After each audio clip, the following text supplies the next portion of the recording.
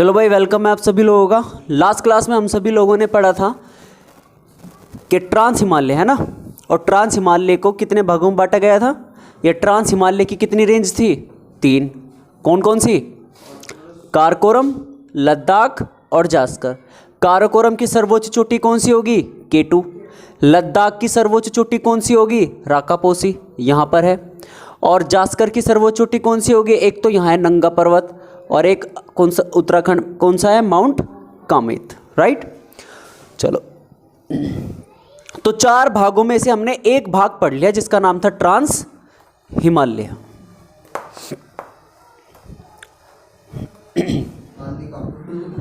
उससे क्या होगा? अच्छा, तो मैं मेरी राजनीति बढ़िया तो मैं प्रधानी का पर्चा ठा लूं। अरे मुझे वोट कौन देगा? तुम दो।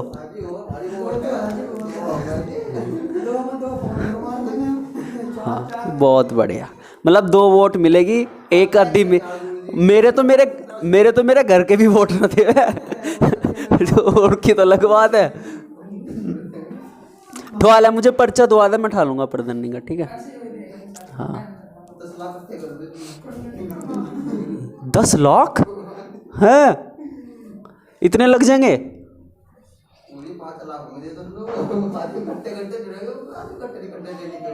बस तो तू मेरा पढ़ाने का प्रोफेशन भी छुटवा के रहेगा।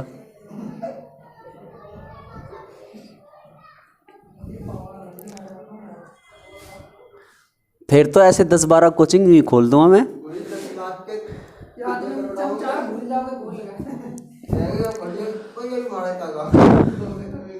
बहुत बढ़िया भाई, तुम जरूर मेरा नाम ऊंचा करोगे। चलो, इसे वृहत हिमालय भी कहते हैं। इसके उपनाम कौन कौन से हैं? इसको वृहत हिमालय भी कहते हैं। इसको महान हिमालय तो लिख ही लिया हमने, एक बार और लिख लो। इसी को महान हिमालय भी कहते हैं, और इसी को ही आंतरिक हिमालय भी कहते हैं। आंतरिक हिमालय यानी कि इनर हिमालय, इसी को आंतरिक हिमालय भी कहते हैं। अभी मैं मैप में दिखाऊंगा कौन सी चीज़ कहाँ है। सबसे पहले आप सबके बारे में लिख लो। अगर हम बात करें कि सर इस हिमालय का निर्माण, फॉर्मेशन किससे हुआ है, तो याद रखेंगे इस हिमालय का निर्माण आर्कियन चट्टानें, आर्कियन शैलें जैसे ग्रेनाइट या नीस तथा कायांतरित चट्टानों से हुआ है, तथा कायांतरित चट्टानें मेटामॉर्फिक रॉक्स, चट्टानों से हुआ है। किस हिमालय का निर्माण? महान हिमालय का निर्माण। अच्छा, पहले ये बताओ, आप लोगों को ये पता है ग्रेनाइट की चट्टान कैसी है, नीस की चट्टान कैसी है, कायांतरित चट्टानें कैसी हैं? एक बार जान लो इनके बारे में, ठीक है। देखो, मान के चलो ये हमारा धरातल है जिस पर हम चलते फिरते हैं, पेड़ पौधे वगैरह सब इसी पर ही है, ठीक है भाई। और ये है वो पूरा का पूरा धरातल, यानी कि लगभग 100 किलोमीटर तक। यहाँ से 100 किलोमीटर तक को हम कहते हैं स्थल मंडल। याद है, मैंने बताया था एक बार, लिथोस्फीयर। और इसी के नीचे लगभग 400 किलोमीटर, कितने किलोमीटर? 400 किलोमीटर तक भरा हुआ है क्या? मैग्मा। यहाँ क्या भरा हुआ है? मैग्मा। तो अब ऐसे देखो, हलचलों के कारण मान लो ये मैग्मा कहाँ गया? ऊपर। ये मैग्मा यहाँ ऊपर आ गया और यहाँ फैल गया। अब देखो, जब ये मैग्मा लावा के फॉर्म में धरातल पर क्या हो गया? जमा हो गया, तो उसके बाद यहाँ सॉलिड हो गया, ठोस हो गया। इन्हीं चट्टानों को कहा गया अग्नि चट्टानें। कैसी चट्टानें? अग्नि चट्टानें। समझ में आया नहीं आया? फॉर एग्जाम्पल, इन्हीं चट्टानों को ग्रेनाइट की चट्टान भी कहते हैं, इन्हीं चट्टानों को बेसाल्ट की चट्टानें भी कहते हैं। क्या कहते हैं? ग्रेनाइट की चट्टान या फिर बेसाल्ट चट्टान। तो आपको पता चल गया ग्रेनाइट की चट्टान कैसी है, यानी कि जो धरातल से नीचे मैग्मा ऊपर निकला और सतह पर फैल के ठंडा हो गया, सॉलिड हो गया, उसी को हमने क्या कहा? ग्रेनाइट। बेसाल्ट भी सेम ऐसे ही बनती है। अब मान के चलो ये यहाँ ठंडा हो गया, पत्थरों के ऊपर मान के चलो यहां पर पेड़ वगैरह उठ गए, छोटी छोटी घास पेड़ वगैरह यहां क्या हो गए, उग गए। ठीक है भाई, यहां से फिर मैग्मा फूटा, यहां जानवर भी पैदा हो गए थे, फिर सतह की उसकी मैग्मा की सतह लावा की फॉर्म में फिर जमा होगी, और सारे के सारे जो भी पेड़ पौधे पशु पक्षी सब कहां दब गए, नीचे। तो पहली लेयर तो आ गई सॉलिड चट्टान की, दूसरी लेयर आ गई पेड़ पौधों की, तीसरी लेयर फिर आ गई किसकी, लावा की। ठीक है भाई, तो यहां क्या हुआ, परत दर परत जमती रही, जिससे कौन सी चट्टानें बन गई, परतदार। इन्हें क्या कहा गया, अवसादी चट्टान। फॉर एग्जाम्पल चूना पत्थर और बलुआ पत्थर। कायांतरी चट्टानें क्या होती है, जब ये चट्टानें समय के साथ क्या बदल ले, अपना रूप बदल ले, तो उसे ही क्या कहेंगे, कायांतरी चट्टानें। फॉर एग्जाम्पल जैसे अग्नि चट्टानों में ग्रेनाइट की चट्टान थी, जब ये अपना रूप बदलेगी तो कैसी चट्टान, नीस की। बेसाल्ट चट्टान जब समय के साथ अपनी काया बदलेगी तो कैसी, सिस्ट। ऐसे ही अवसादी चट्टानों में जब चूना पत्थर अपनी क्या काया बदलेगा तो क्या बनेगा, संगमरमर।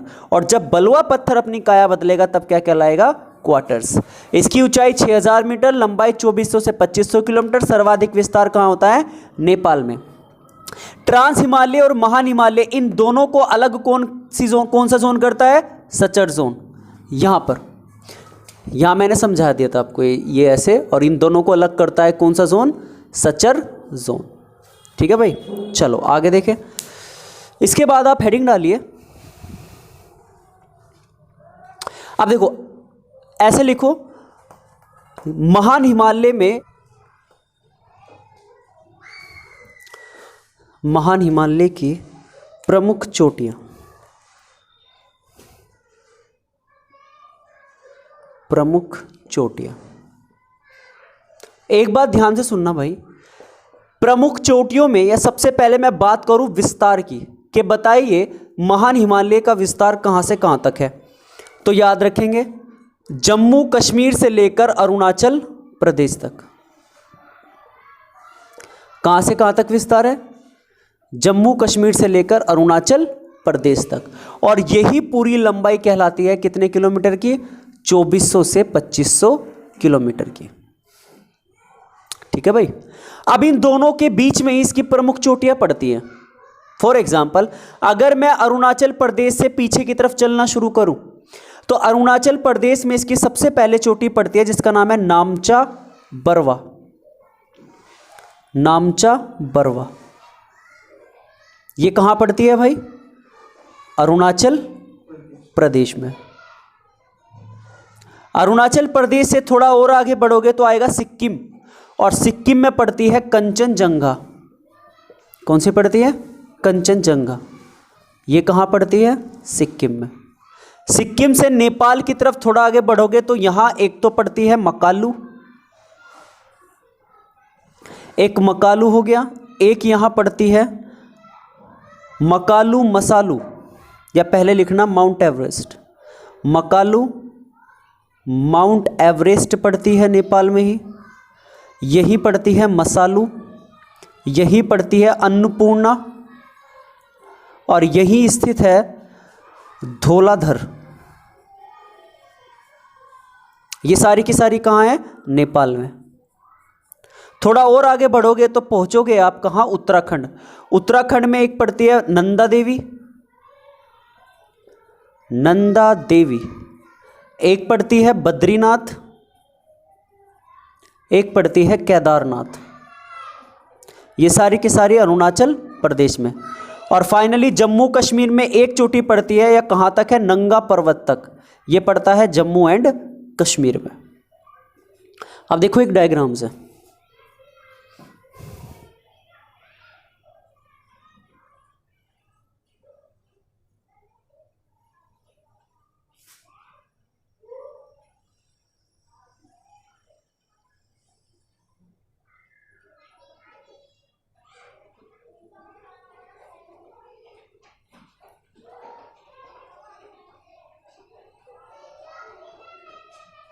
देखो इस तरीके से है, ठीक है।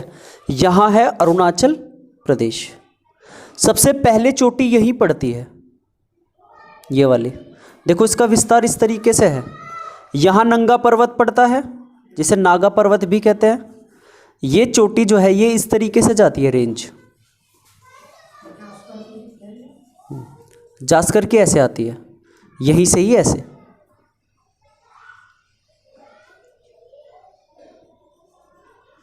इस तरीके से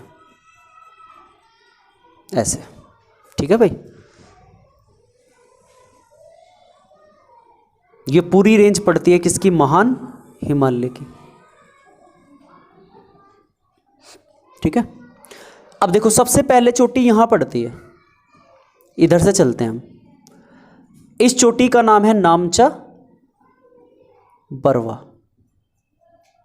ठीक है भाई, थोड़ा और आओगे तो ये पड़ता है सिक्किम। ये क्या है? सिक्किम। सिक्किम में एक चोटी पड़ती है और इसी चोटी का नाम है कंचन जंगा। थोड़ा और आगे बढ़ोगे तो यहां आते हैं, यहां एक चोटी पड़ती है,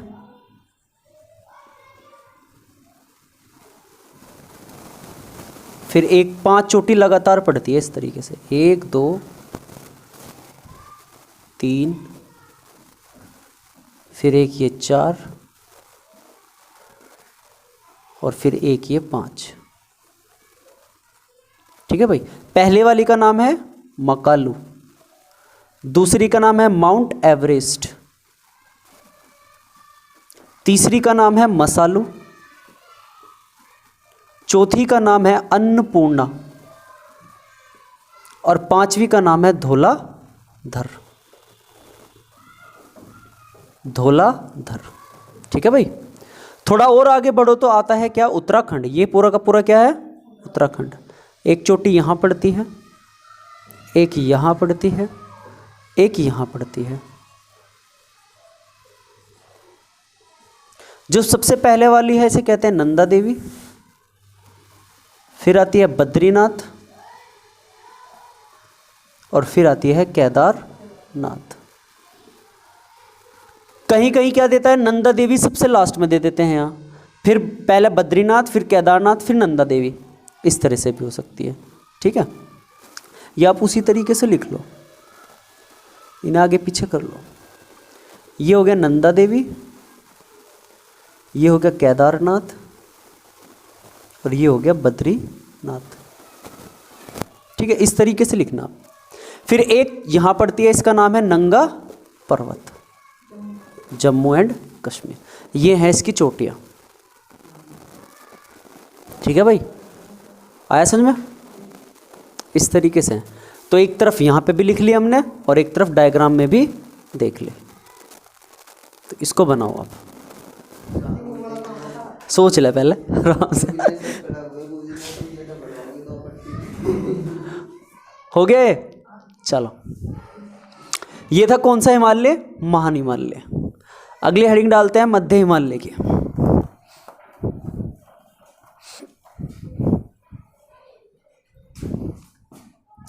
एक डायग्राम बने रहना। तो चलिए, तीसरा हिमालय डालते हैं महान मध्य हिमालय। मध्य हिमालय,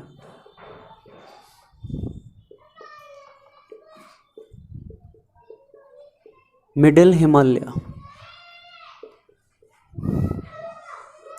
याद रखेंगे इसका एक उपनाम है जिस नाम से जाना जाता है,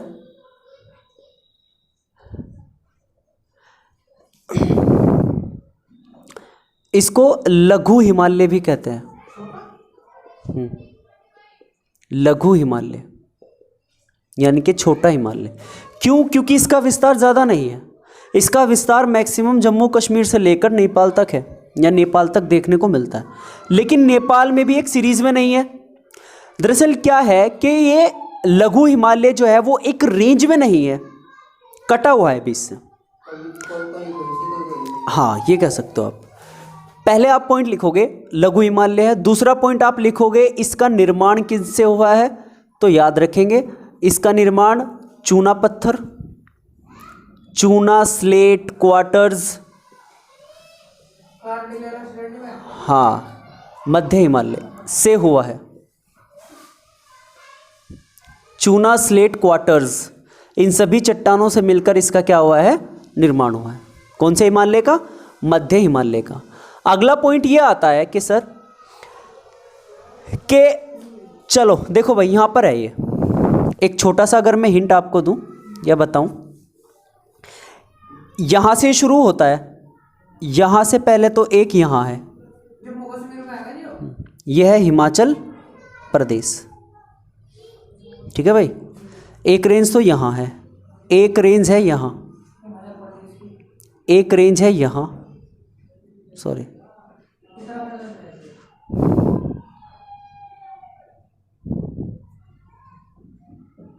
एक रेंज है यहां ऐसे, एक रेंज है यहां ऐसे, एक रेंज है यहां ऐसे, एक रेंज है यहां ऐसे है ये, ठीक है भाई।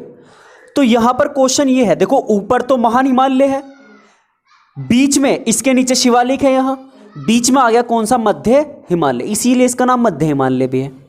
अब क्वेश्चन ये है कि सर ये जो मध्य हिमालय आपने बीच में बताया है, अगर मैं सिंपल से बात करूं कि बताइए, एक तरफ तो हो गया ऊपर कौन सा हिमालय, महान हिमालय, ग्रेट हिमालय, नीचे हो गया कौन सा हिमालय, मध्य हिमालय, मिडिल हिमालय, इन दोनों को अलग कौन कर रहा है, समझ गए क्वेश्चन भाई। जिस तरीके से ट्रांस हिमालय महान हिमालय को अलग कर रहा था, सेम वैसे ही महान और मध्य को कौन अलग कर रहा है, तो महान और मध्य को अलग करने वाली ये जो सीमा है इसका नाम है मुख्य केंद्रीय दरार या मुख्य केंद्रीय सीमा, इसको कहते हैं मुख्य केंद्रीय दरार।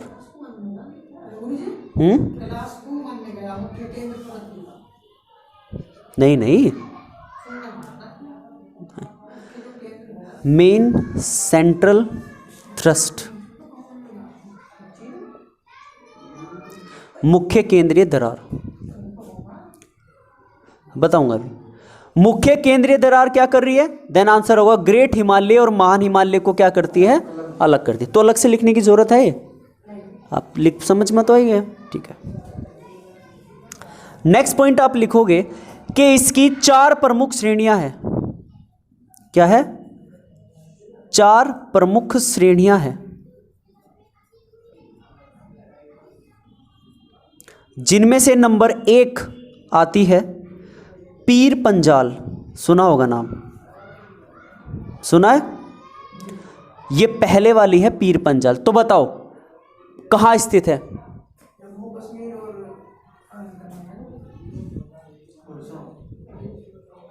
कहां स्थित है पीर पंजाल, ये वाली पीर पंजाल है पहले वाली, तो बताओ कहां स्थित है, बस यो क्या है, यो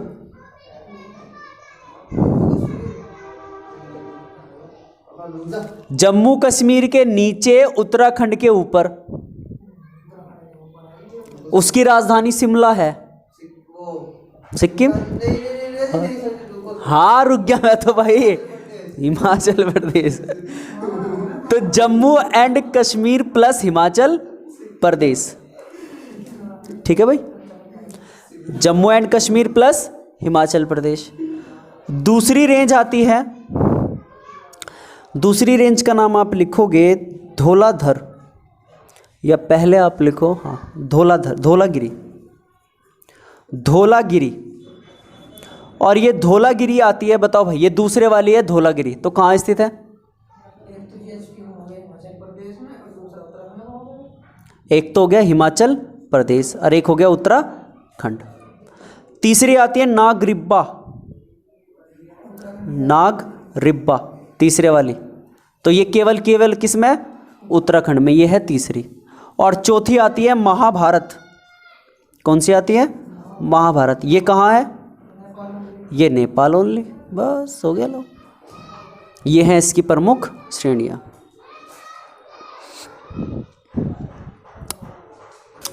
चलो भाई हो गया, ये डाल लेना भाई, क्लास नंबर कौन सी है, 7। उसके बाद अगला आता है शिवालिक हिमालय, तो हेडिंग डालो शिवालिक हिमालय।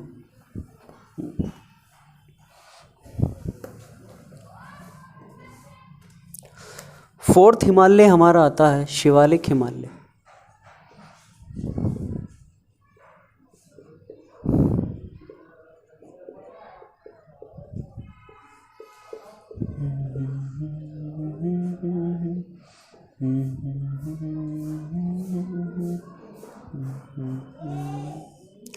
चलिए पहले इसके उपनाम देख लेते हैं। क्या शिवालिक हिमालय के भी कुछ उपनाम है? तो आंसर होगा यस।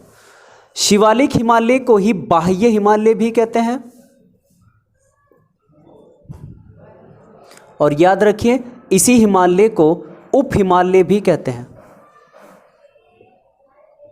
उप हिमालय भी कहते हैं। तो शिवालिक हिमालय को बाह्य हिमालय भी और उप हिमालय भी कहते हैं। हो गया दूसरा पॉइंट। अगर आपसे बात की जाए कि बताइए शिवालिक हिमालय का निर्माण किन से हुआ है, फॉर्मेशन कैसे हुआ, देन आंसर होगा अवसादों के जमाव के कारण। अवसादों के जमाव के कारण, due to the deposition of sediments. अवसादों के जमाव के कारण किसका निर्माण हुआ है? शिवालिक हिमालय का। ये बात मैं आपको पिछले लेक्चर में बता चुका हूँ, शायद क्या होते हैं वगैरह वगैरह, राइट। अगला पॉइंट होगा, इस पॉइंट को थोड़ा ध्यान से समझना, सेम वही जो आपने देखा था कि बताइए एक तरफ तो है ऊपर मध्य हिमालय, मिडिल हिमालय, नीचे आ गया आप कौन सा? शिवालिक हिमालय। इन दोनों को कौन अलग कर रहा है? तो इन दोनों को अलग करने वाली सीमा का नाम है मुख्य सीमांत दरार, या मुख्य सीमांत भ्रंश भी बोल सकते हो, मेन बाउंड्री फॉल्ट या थ्रस्ट। मेन बाउंड्री फॉल्ट, मुख्य सीमांत भ्रंश किसको अलग करता है? महान हिमालय और शिवालिक हिमालय को।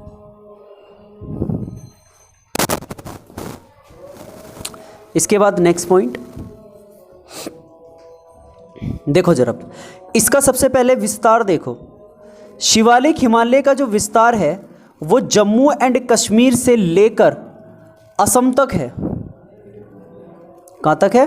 असम। लेकिन या ऐसे लिखना, जम्मू एंड कश्मीर से लेकर एक्चुअली में है अरुणाचल प्रदेश तक, लेकिन अरुणाचल प्रदेश में इसकी ऊंचाई कम है। अरुणाचल प्रदेश में क्या है? ऊंचाई कम है। और अरुणाचल प्रदेश में ऊंचाई कम होने के कारण ये यहां पहाड़ियों के रूप में है। किस रूप में है? पहाड़ियों के रूप में स्थित है। फॉर एग्जाम्पल इन पहाड़ियों के नाम क्या हो सकते हैं? नंबर 1 जैसे डाफला या डफला, एक हो गया डफला, एक होता है डफला, एक है मिरी, एक है अबोर, एक है मिश्की या मिश्मी भी बोलते हैं, मिश्की या मिश्मी। ये 4 पहाड़ियां सबसे फेमस है जो कि शिवालिक की हैं। किसकी हैं भाई? भाई बात बताओ, मैंने कहा 1000 मीटर से ऊंचे पर्वत हैं, लेकिन जिनकी हाइट कम हो गई है वो पहाड़ी तो होंगी, पहाड़ी तो होगी। 1000 मीटर से नीचे 900 हो गया, 800 हो गया, इतने मीटर तक हैं ये, तो इन्हें क्या कहते हैं? इन्हें कहते हैं पहाड़ियाँ। और ये पहाड़ियाँ किसकी हैं? तो आंसर होगा शिवालिक हिमालय की। समझ में आया नहीं? अब देखो कैसे।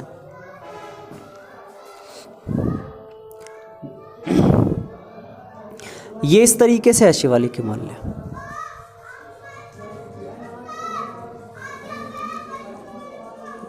दिख रहा है ये? और यहां से सीमा है अरुणाचल प्रदेश की। तो यहां ये छोटी छोटी पहाड़ियों के रूप में है, इस तरीके से, इस तरीके से। ठीक है भाई, ये वाला। ये कौन सा हिमालय है? शिवालिक। आप ये भी कह सकते हो कि शिवालिक हिमालय के अरुणाचल की तरफ जाने पर, देखो एक चीज जरा ध्यान से, जब आप शिवालिक हिमालय से पूर्व की तरफ जाओगे तो इसकी चौड़ाई, ऊंचाई क्या होती चली जाएगी? कम। इसकी ऊंचाई क्या होती जा रही है? कम होती। याद रखना, बहुत इंपॉर्टेंट पॉइंट है ये, कि शिवालिक हिमालय के पूर्व में जाने पर इसकी ऊंचाई बढ़ती है या कम होती है? देन आंसर होगा कम होती है। क्लियर है पॉइंट या नहीं?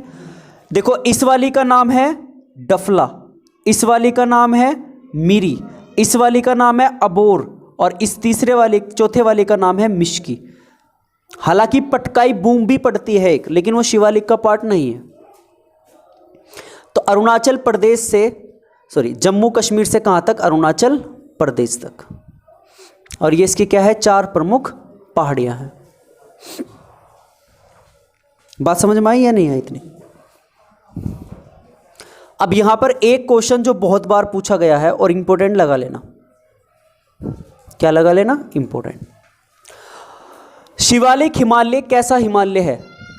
2 चीज है, एक तो है नवीन हिमालय, एक तो है नवीन हिमालय और एक है नवीनतम हिमालय। नवीन हिमालय और नवीनतम हिमालय। बताओ, ये तो हो गया यंग माउंटेन, यंग माउंटेन, ये हो गया यंगेस्ट माउंटेन। बताओ शिवालिक हिमालय कैसा हिमालय है? अगर आपसे पूछा जाए सबसे प्राचीन पर्वत कौन सा है तो वो तो अरावली है हमारे यहाँ की। अगर पूछा जाए सबसे नवीन हिमालय कौन सा है तो वो है हिमालय खुद। जो हिमालय यहां बना है ये कैसा हिमालय है? नवीन। और इसके अंदर भी सबसे नवीन कौन सा है? सबसे पहले नया कौन सा बना होगा? फॉर एग्जाम्पल एक पिता है, पिता को कहा मैंने नवीन, इसका रिसेंट बच्चा जो होगा, मान लो 3 एक हो गए पीछे हो गए और एक चौथा नया पैदा हुआ है तो उसे कहेंगे नवीनतम। तो सबसे एंड का कौन सा है? नवीनतम है या नहीं? यानी कि इस हिमालय का सबसे नवीनतम तो कौन सा होगा? वो लड़का होगा। सेम वैसे ही इस हिमालय के अंदर ही है सबसे नवीनतम हिमालय, यंगेस्ट माउंटेन, और उसी का नाम है शिवालिक। कौन सा हिमालय है? शिवालिक हिमालय। तो याद रखना कि शिवालिक हिमालय जो है वो सबसे नवीनतम हिमालय है। कैसा हिमालय है? सबसे नवीनतम हिमालय है।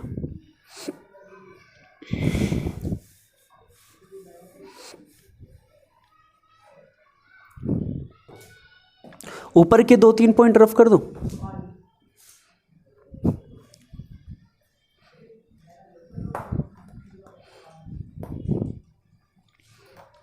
आगे देखो,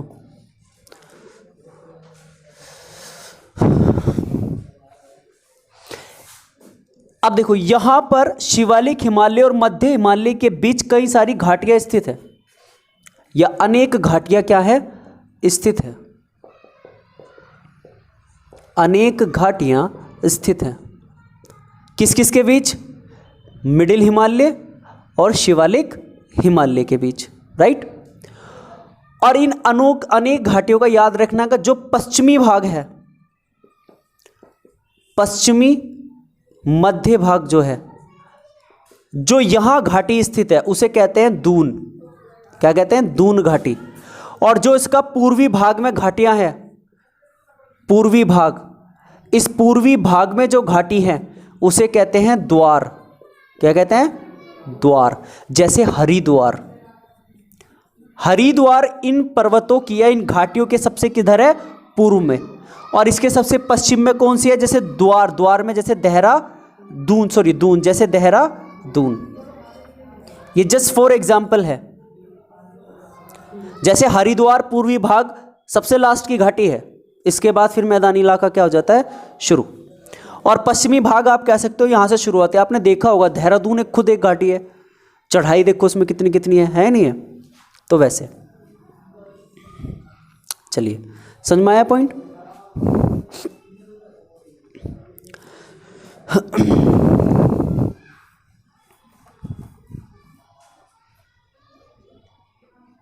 उसके बाद अगले पॉइंट में आप लिखोगे शिवालिक हिमालय के, या इस हिमालय के, शिवालिक हिमालय के पैरों में, पैरों कह लो या दक्षिण में कुछ प्रदेश स्थित हैं। क्या हैं? कुछ प्रदेश स्थित है। और ये प्रदेश कौन से हैं? नंबर 1, शिवालिक हिमालय के पैरों में ही पड़ता है, अगर आपने सुना हो, भाबर प्रदेश। भाबर या भाबर प्रदेश, भाबर रीजन। इसी के पैरों में पड़ता है तराई क्षेत्र, इसी के पैरों में पड़ता है एक बांगर प्रदेश या बांगर क्षेत्र, और एक पड़ता है खादर क्षेत्र या खादर प्रदेश। बस एक बार ये चारों जान लो और ये टॉपिक यहां पर क्या हो जाएगा, फिनिश। इसी शिवालिक हिमालय के पैरों में ये सब चीजें हैं। अब देखना है कहां कहां है, ठीक है। वैसे तो जब हम मैदान पढ़ेंगे तब मैं ये चीजें बहुत अच्छी तरीके से समझाऊंगा, लेकिन एक बार आप फिर भी यहां पर जान लो, क्योंकि ये सारे के सारे मैदानों का निर्माण करते हैं। किसका निर्माण? मैदानों का। देखो सबसे पहले मैं एक ये बना रहा हूं डायग्राम सा। मान के चलो ये हो गया ग्रेट हिमालय, ये हो गया मिडिल हिमालय, और ये हो गया शिवालिक हिमालय। ठीक है भाई, इस तरीके से, ठीक है। अब यहां पर क्या है, मान के चलो यहां से एक नदी आई, वो यहां गिरी, फिर यहां से यहां गिरी, फिर यहां से यहां गिरी। तो ये नदी यहां ग्रेट हिमालय से अपने साथ बड़े बड़े कंकड़ पत्थर लेकर आएगी, हाँ या ना बोलो? ऐसे लाई और यहां क्या कर दिए, जमा। यहां क्या कर दिए, जमा। शिवालिक हिमालय के पैरों में यहां से लाए और यहां क्या कर दिए, जमा। दक्षिण वाला भाग है ना ये शिवालिक हिमालय, अरुणाचल प्रदेश तक, असम तक लगभग लगभग कुल मिला के तीस्ता नदी यहां पड़ती है, तीस्ता नदी तक ही इनका विस्तार है। ये वाला प्रदेश कौन सा प्रदेश कहलाता है? जहां कंकड़ पत्थर जमा हो, इसे ही कहते हैं भाबर प्रदेश। तो आप क्या कहोगे? आप देखो, जब ये नदी यहां से आई तो यहां से आने के कारण इन पत्थरों में लुप्त होगी, हाँ या ना बोलो? अब इन पत्थरों के बीच से ये नदी क्या करेगी, बहना शुरू करेगी और फिर निकल कर आएगी बाहर, हाँ या ना? तो पर्वतों का वह भाग या शिवालिक हिमालय के दक्षिण का वह भाग जहां नदी अदृश्य हो जाती है, क्या हो जाती है, अदृश्य, उसे क्या कहते हैं, भाबर प्रदेश कहते हैं। या फिर शिवालिक हिमालय के दक्षिण का वो भाग जहां बड़े बड़े कंकड़ पत्थर क्या है, जमा है, उसे क्या कहते हैं, भाबर प्रदेश। समझ में आया बात या नहीं आई? चलो अभी पहले सारे देख लो फिर आप लिख लेना। अगला आता है कौन सा क्षेत्र, तराई क्षेत्र। भाई एक बात बताओ, ये देखो यहां पर आप कह सकते हो वह क्षेत्र जहां से अदृश्य नदी फिर से दिखाई देनी शुरू होने लगी, उसे क्या कहेंगे, तराई प्रदेश या तराई क्षेत्र। जहां से वो पुनः क्या होने लगती है, दिखाई देने लगती है। आप लोग कभी दीवार की तराई करते होंगे तो आप लोग जो पाइप पकड़ते हो ऐसे दबा देते हो, उसमें से कई सारी धाराएं निकलती है। तो ये भी तो कई सारी धाराएं निकल रही हैं, क्या कोई एक रेखा में है, ये नहीं है। तो एक तरीके से तराई कर रही है क्षेत्र का, क्या कर रही है, एक तरीके से बड़े बड़े मच्छर, बड़े बड़े छोटे छोटे कीट जीव सबसे ज़्यादा यहाँ पाए जाते हैं, यहाँ नीचे की तरफ हमारे उत्तर प्रदेश में। हमारे उत्तर प्रदेश में भी अच्छे खासे हैं, ठीक है। इस तरीके से इसी क्षेत्र को क्या कहते हैं, तराई प्रदेश या तराई क्षेत्र। समझ में आया नहीं आया? अगले आते हैं बांगर और खादर, बहुत इंपॉर्टेंट है भाई। अब मान के चलो ये नदी कहीं तो आपस में मिलेंगी सारी की सारी, हाँ या ना? जब ये सारी आपस में मिली फिर एक धारा बनकर चली, ठीक है भाई, ऐसे। अब मान के चलो इस नदी में बाढ़ आ गई, इस नदी में क्या आ गई, बाढ़, और बाढ़ के कारण इस नदी का पानी इधर भी चला गया और इधर भी चला गया, हाँ या ना? बाढ़ आ रही, इसमें हर बार बाढ़ आती है, हर साल बाढ़ आती है, और बाढ़ अपने साथ कंकड़ पत्थर मिट्टी बालू सब लेकर चलेगी, हाँ या ना? तो बाढ़ का पानी जो सबसे पीछे जाएगा, सारी की सारी मिट्टी को वहां जमा करता रहेगा, हाँ या ना? तो मान के चलो ऐसे नदी में बाढ़ आई, बाढ़ का पानी कहाँ गया, पीछे की तरफ चला गया और जमा करता रहा मिट्टी, करता रहा। एक समय ऐसा आया कि टीले ऊंचे हो गए, क्या बाढ़ का पानी पहुंच पाएगा, क्योंकि वो भाग कैसा हो गया, ऊंचा हो गया। तो अब बाढ़ का पानी वहां नहीं पहुंच पा रहा है, हाँ या ना? तो वह क्षेत्र जहां आज बाढ़ का पानी नहीं पहुंच पाता उसे ही क्या कहते हैं, बांगर प्रदेश। तो बताओ ये सबसे पीछे वाला एरिया हो गया कौन सा, बांगर प्रदेश, क्योंकि यहां अब कौन सा पानी नहीं पहुंच पाता, बाढ़ का पानी नहीं पहुंच पाता। अब एक बात बताओ, जब यहां बाढ़ का पानी नहीं पहुंच पाएगा तो क्या नई मिट्टी आएगी, नहीं आएगी। और नई मिट्टी नहीं आएगी तो यही मिट्टी कैसी हो जाएगी? पुरानी। कैसी हो जाएगी? और नदियां जो मिट्टी बिछाती है उसे कहते हैं जलोढ़ मिट्टी। क्या कहते हैं? इसका मतलब इसे कहेंगे पुरानी जलोढ़ मिट्टी। क्या कहेंगे? पुरानी जलोढ़ मृदा। बात समझ में आ गई नहीं? नदियों के किनारे हमेशा जलोढ़ मिट्टी, सबसे ज्यादा उपजाऊ मिट्टी है ये हमेशा कहाँ मिलेगी? नदियों के किनारे मिलेगी। क्लियर है पॉइंट या नहीं? वही बात करें किसकी? खादर की। नदियों के पास वाला इलाका जहां मिट्टी का क्या हुआ है? जमाव हुआ है, जहां हर बार मिट्टी जमा होती है। इसका मतलब कि आप खादर प्रदेश किसे कहोगे? जहां हर बार नई मिट्टी आती है या नई मिट्टी का क्या होता है? जमाव होता है, उसे ही क्या कहते हैं? खादर प्रदेश कहते हैं।